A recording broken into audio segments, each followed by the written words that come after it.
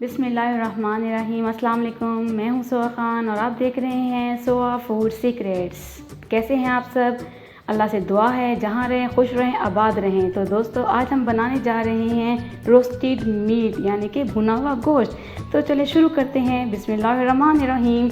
हमने चूल्हे पे अपना पैन रखा, कुकर रखा, कढ़ाई रखी, जिसमें आपने पकाना हो पकाएं।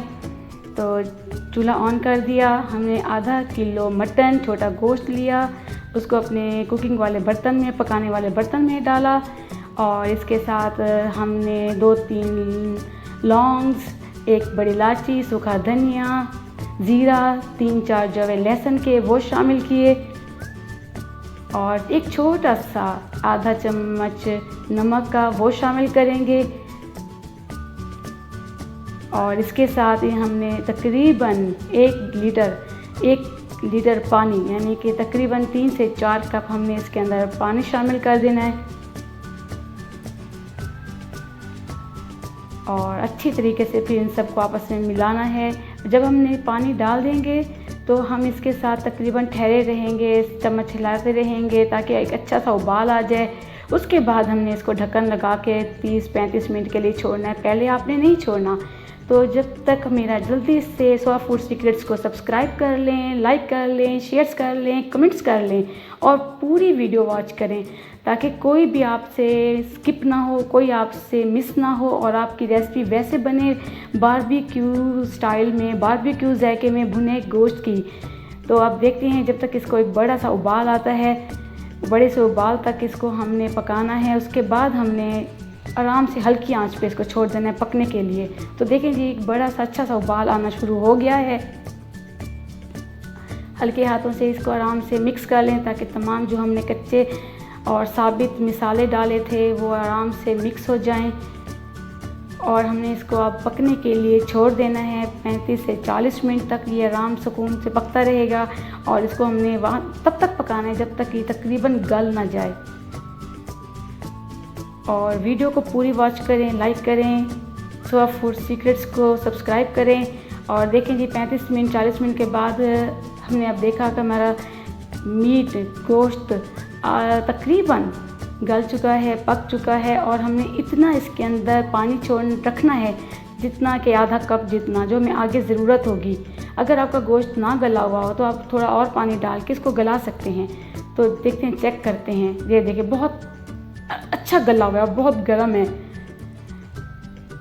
तो अब इसको हमने अलहदा कर लेना है यखनी को, इसकी यखनी को, जो हमने मटन की गोश्त की यखनी और गोश्त हमने बोन के साथ लिया था, हड्डी वाला गोश्त लिया था ये। और इनको अलहदा कर लेना है यखनी को और इसके गोश्त को हमने अलग अलग कर लेना है। और मेरी वीडियो को ज़रूर वॉच करें और आज आपने ये बनाना है और मुझे कमेंट्स करके बताना है। हमने गोश्त अलहदा कर लिया, अब इसको हमने यखनी को भी अलहदा कर लेना है और हमने आगे का प्रोसीजर करना है, आगे की कुकिंग करनी है। और ये टोटली बारबेक्यू जायके में आपको भुना हुआ गोश्त मिलेगा। और वो कौन सी ट्रिक्स है वो वॉच करें वीडियो, आपको पता चल जाएगा। आधा कप हमने ऑयल डाला, घी डालें जो आपको सही लगे, देसी घी भी आप डाल सकते हैं। और इसके अंदर एक बड़ा वाला चम्मच अदरक लहसुन का वो आपने कूट के डाल देना है। अच्छी तरह से इसको पकाना है, हल्का सा इसको ब्राउन कर लेना है। और इसके साथ हमने 4 बड़े टमाटर, जब ये अच्छी तरीके से पक जाए तो 4 बड़े टमाटर वो हमने शामिल कर लेना है। और आप जैसे चाहें टमाटर को काटें, छोटे बड़े जैसे आपको सही लगे। टमाटर को काट ले के हमने अपने ऑयल और लहसुन वाले मिक्सचर में मसाले में डाल दिया, पका रहे हैं। वीडियो पूरी वॉच करें, लाइक करें। टमाटर को हल्का सा पका लिया, अब हमने इसको ढक्कन दे देना है। तकरीबन 10 मिनट तक टमाटर अपने ही पानी में नरम हो जाएंगे, पक जाएंगे। 10 मिनट तक हमने वेट करना है। चलें जी 10 मिनट हो गए। अब जल्दी से देख लें कि कैसे है, टमाटर नरम नरम हो गए हैं, अपने पानी में तकरीबन पक गए हैं। और ये तली हुई प्याज, ये है सीक्रेट बारबेक्यू जायके के लिए, बारबेक्यू फ्लेवर में जो मटन में आएगा, भुने हुए मटन में। और इसको वो हमने इसके अंदर शामिल कर दिया, डाल दिया पकाने के लिए। टमाटर लहसुन के जो पेस्ट था उसके साथ हमने इसको पका लिया, फ्राई कर लिया। और हमने वो जो मीट गोश्त हमने भी उबाला था वो इसके अंदर शामिल कर लेंगे और हल्का सा इसको पका लेंगे, फ्राई कर लेंगे। और जो किचन में खुशबू है ना, अल्हम्दुलिल्लाह माशाल्लाह, बहुत अच्छी खुशबू, बहुत अच्छा जायका आपको मिलेगा जब आप बनाएंगे। हल्के हाथों से हमने पकाना है और ये गोश्त तकरीबन गला हुआ है। और अब इसके साथ हमने थोड़े से और मिसाले शामिल करने हैं भुनने के साथ साथ। अभी तो हमने मिसाले शामिल नहीं किए थे, अब हमने इसके साथ साथ मिसाले भी शामिल करने हैं। और इसके अंदर 2 बड़े चम्मच कुटे हुए सूखे धनिए के वो शामिल कर देना है। और एक छोटा सा चम्मच चाय वाला वो हमने इसके साथ शामिल करना है और इसको पकाना है। हल्के हाथों से इसको आराम से चम्मच को चलाना है